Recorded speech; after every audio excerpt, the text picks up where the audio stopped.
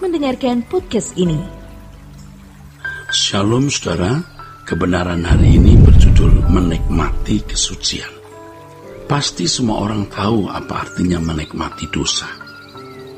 Menikmati dosa artinya menikmati hal-hal yang bertentangan dengan kehendak Allah tetapi menyenangkan daging kita, menyenangkan jiwa dosa kita, menyenangkan jiwa dosa kita yang telah dicemari oleh dunia.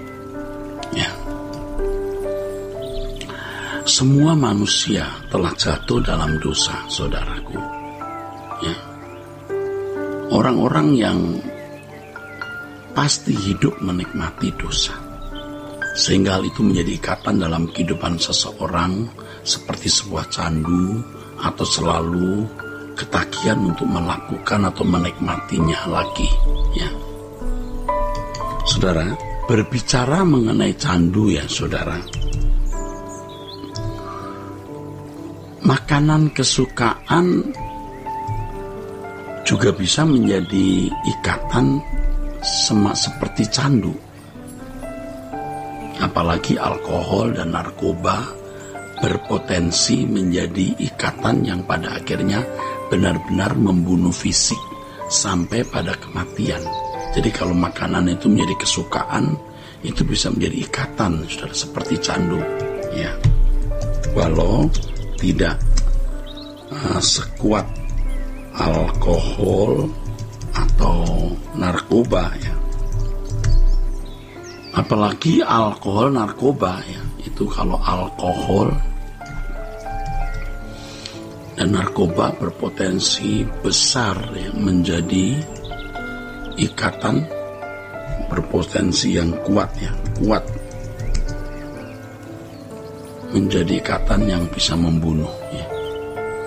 Demikian pula dengan dosa bisa dinikmati dan menyenangkan sampai seseorang tidak bisa lepas dari hal itu sampai mati, kemudian masuk neraka ya. Nah saudara, banyak orang mengenal, mengalami, dan bahkan menikmati dosa secara terus-menerus sampai mati. Ini mengerikan sekali. Sebab orang yang menikmati dosa tidak akan mendapat bagian dalam kerajaan Allah. Ya, Yerusalem baru hanya untuk orang-orang kudus yang tidak bercacat, tidak bercelah. Kalau dosa bisa dinikmati, demikian pula kesucian mestinya juga bisa dinikmati. Tetapi faktanya sedikit sekali orang yang benar-benar menikmati kesucian sampai menjadi kecanduan terhadap kesucian tersebut. Kesucian itu bisa dinikmati. Masalahnya adalah ya bagaimana bisa menikmati kesucian. Nah, dimulai dari tekad kita ya, komitmen untuk menyenangkan hati Allah. Ini adalah pilihan. Setiap orang diperhadapkan pada pilihan. Apakah menyenangkan diri sendiri, yaitu memuaskan keinginan daging, atau menyenangkan hati Tuhan. Kita harus memilih dan menetapkan hati walaupun kita masih ada di dalam kodrat dosa, bahkan sementara masih juga jatuh bangun. Namun demikian kita bisa berkomitmen untuk memilih hidup suci atau menikmati kesucian. Artinya memilih untuk menyenangkan hati Allah. Ya, artinya untuk menyenangkan hati Allah. Hal ini harus kita putuskan. Kalau kita berani mengambil keputusan untuk menyenangkan hati Allah dalam segala hal dan setiap saat, itu berarti kita mengasihi Allah. Orang bisa belum sempurna, tetapi bisa berkomitmen secara bulat untuk mengasihi Tuhan. Ya, untuk mengasihi Tuhan.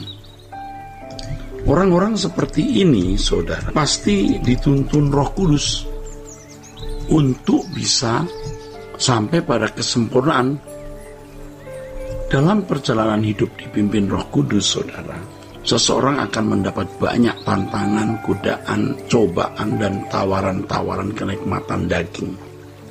Kenikmatan dunia atau kesempatan-kesempatan untuk memuaskan keinginan daging atau keinginan jiwa yang dicemari dosa selalu ada, ya.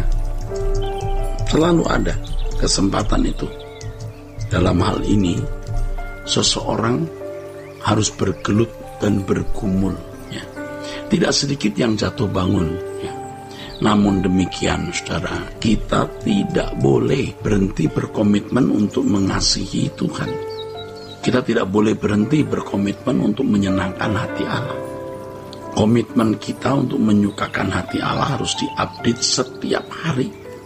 Diupdate artinya harus diperbaharui setiap hari.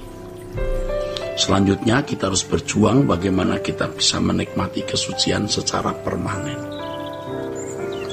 Ketika kita memilih untuk taat, pada saat itu juga ada kesempatan berbuat dosa, saudara. Dalam hal ini, saudara, Tuhan mengizinkan kita mendapat peluang untuk menikmati dosa, ya. Ada peluang atau kesempatan, saudara, selalu ada, ya. Di mana kelemahan kita, di situ kita diuji. Kalau kelemahan seseorang adalah kesombongan, Tuhan memberi kesempatan untuk menjadi sombong, ya, saudara. Kalau kalau kelemahan seseorang itu materi, ya, Tuhan memberi kesempatan untuk menikmati materi, harta dunia, ya, materi harta dunia, ya, maksudnya materi harta dunia, ya. Kalau kelemahan seorang adalah seks, ada kesempatan untuk melakukan dosa perzinahan dan lain sebagainya, ya. Jadi saudaraku sekalian, kita mendapat kesempatan berbuat dosa, yaitu menikmati suatu kesukaan yang bertentangan dengan kesucian Allah.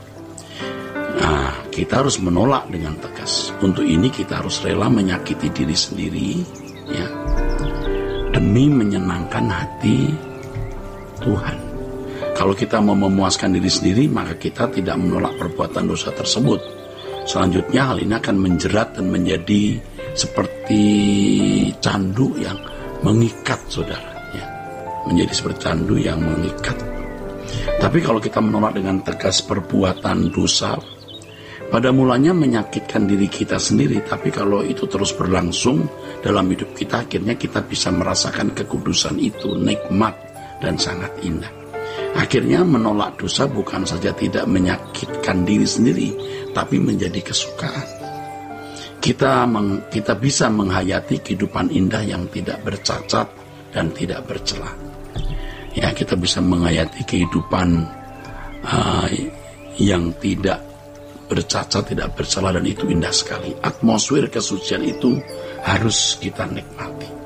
Akhirnya yang kita gumuli adalah bagaimana memiliki kekuatan batin untuk menolak segala perbuatan yang dapat menyakiti hati Tuhan. Pada waktu ada di gereja, kita mudah berkata bahwa kita mau hidup suci, tapi ketika kita mendapat kesempatan berbuat dosa di mana tidak ada mata yang melihat, tidak ada orang yang tahu kita melakukan, tidak mudah loh menjaga kesucian, saudaraku, ya. Bagaimana kita memiliki kekuatan batin untuk menolak dosa? Tentu saja adalah kebenaran firman. Kebenaran firman yang kita terima membangun mindset yang takut akan Allah. Selanjutnya kita harus merasakan hadirat Allah dalam doa dan persekutuan dengan Allah setiap saat. Inilah yang membuat kita menjadi benci, muak terhadap dosa, dan kita baru bisa menikmati kesucian dan hidup menjadi indah sekali, ya. Kiranya kebenaran hari ini memberkati kita sekalian. Sola Gracia.